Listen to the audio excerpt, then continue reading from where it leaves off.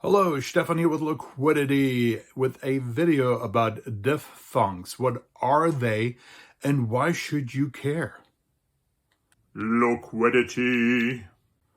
First of all, let's talk about what diphthongs are not. They're not a type of garment, neither do they have anything to do with tongues or tongs. The word diphthong derives from the Greek language, and it essentially means two tones or two sounds. The word diphthong is used to describe a glide from one vowel to another. The English language is full of diphthongs, and some dialects of English also use triphthongs, glides over three vowels, such as how some people in the southern United States might say, "I'm going home." There's an aum. Beautiful. Diphthongs are so common in English that most English speakers simply refer to them as vowels. In fact, of the 5 letters that represent vowels, quote-unquote vowels, in the English language, A, E, I, O, U, only one is pronounced like a true vowel, and even that one is not pronounced true to its intended representation within the Latin alphabet. For clarification, when I refer to Latin letters, I'm referring to the sounds that they represent originally and still do in most languages that use the Latin alphabet. Even though English uses the Latin alphabet, I will refer to English letters when I am referring to the idiosyncratic sounds that they represent. In other words, English is a hot mess, and even English speakers can't agree on what sound a vowel letter represents.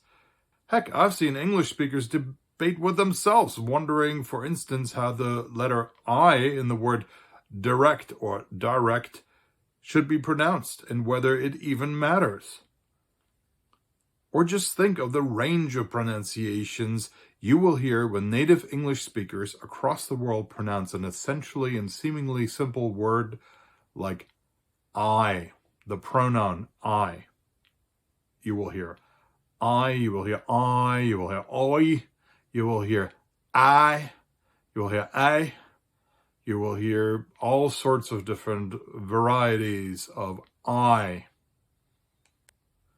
First, a quick review of how the vowels in the Latin alphabet were intended to be pronounced the way they used to be pronounced in English up until late medieval times, about the 15th century, I'll say, and are still generally pronounced by other languages using the Latin alphabet.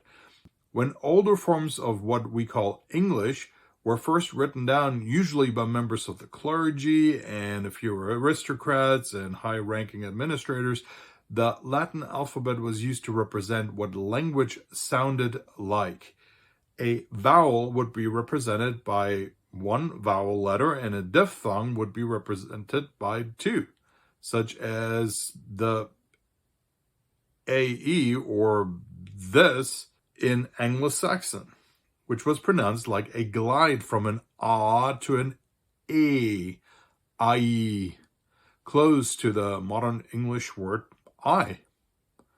By the way, Latin scholars agree that classical Latin pronounced AE the same way as Anglo-Saxon did.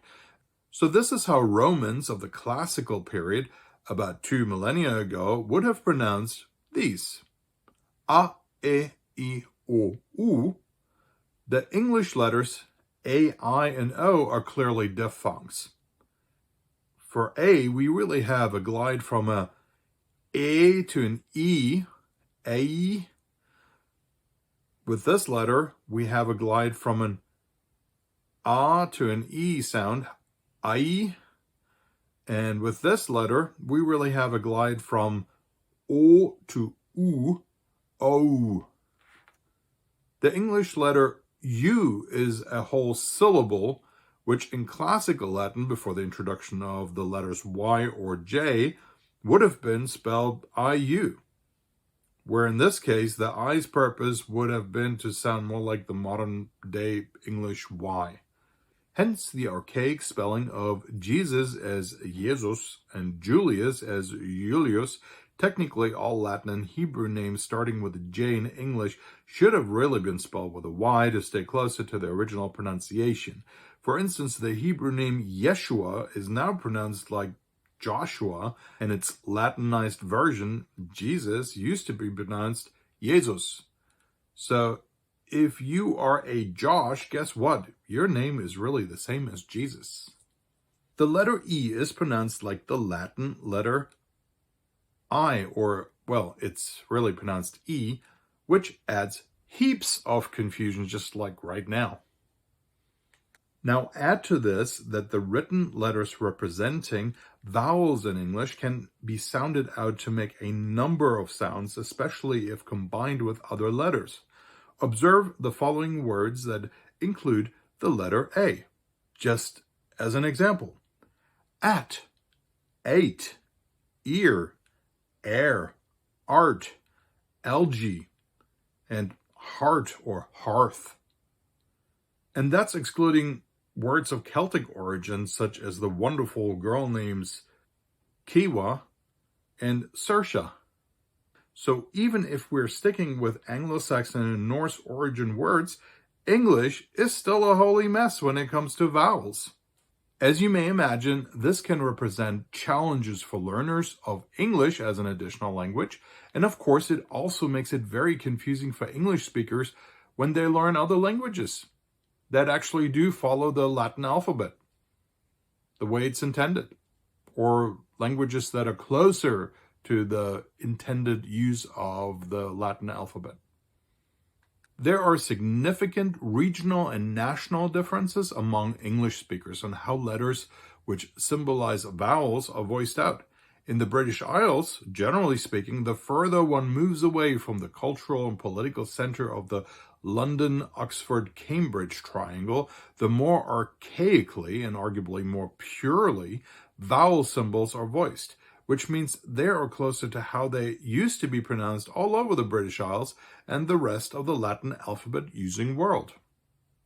So in Scotland, for instance, an O is often just a clear Latin O sound, like the city of Lockerbie, or the islands of Orkney, or the Scottish word for inlet or lake, loch.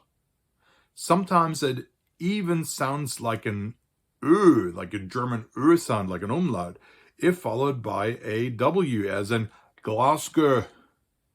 The same faithfulness to the original Latin alphabet is often true with the letter A, or A in Latin, in words like man, land, hand. Well, just look at how many Scots pronounce the name of their own country, Scotland.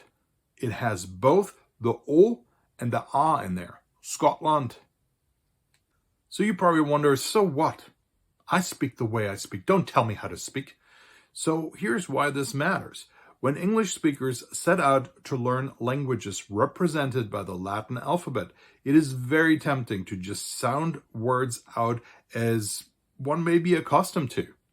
Some languages, such as Italian and Spanish, have literally only the 5 vowels of the original Latin alphabet, and any vowel combinations such as AU or AU are diphthongs.